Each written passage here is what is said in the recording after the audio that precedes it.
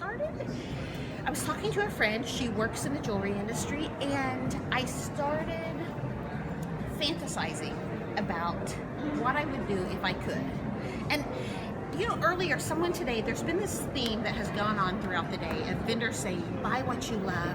But it's also been this theme where vendors have said, for example, we were talking about the British contemporary painting, and the vendor said she did not paint what she was supposed to paint, that she did what she wanted to do.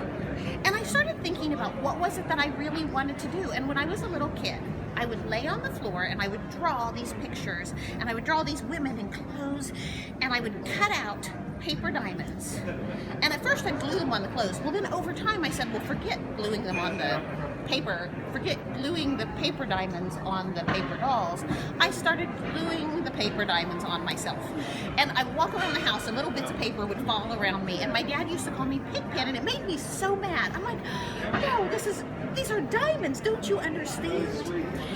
So, a year and a half ago, I was talking to a girlfriend. I was in Bangkok, and as we were chatting, she was telling me about her new business. Her name's Melanie, and she has a business called Madame Siam. And she said she had started designing jewelry. And I said, ever since I was a child, I wanted to do that. And she said, well, why didn't you? And I said, well, I didn't study jewelry design. And she said, yeah, but you know what you like. You have good taste. You have a good eye. She said, try it.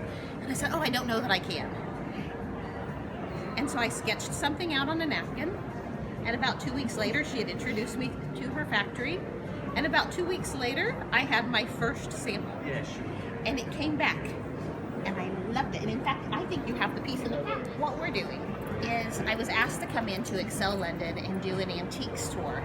At the Antiques Diva Co, that's what we do. We do antique buying tours.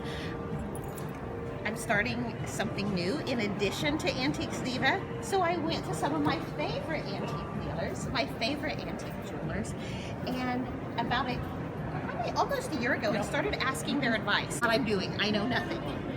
And what they've done over this past year is they've given me confidence. They've told me what I'm doing right, they've told me what I'm doing wrong, they've told me, you've given me so much advice that I would say without a doubt you are my mentors. That I would not be where I am in this business. I'm a year and a half into the planning stages, and today we're officially ready to clip the ribbon and officially go into business. So you have an entire cabinet over here. Come this way. We need scissors. We need scissors. We need champagne. We got to make this happen. Seriously, I could not have done this without you. Like you, I thank you so much for the advice you've given, and also being the first person who believed in me. They are our first distributor for the TCH Collection. We have an entire cabinet of the TCH Collection over here.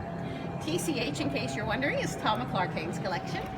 And shall we click here? Let's go for it. Let's do it. Okay, that's it, guys. We're officially in business. Oh, hold it tight.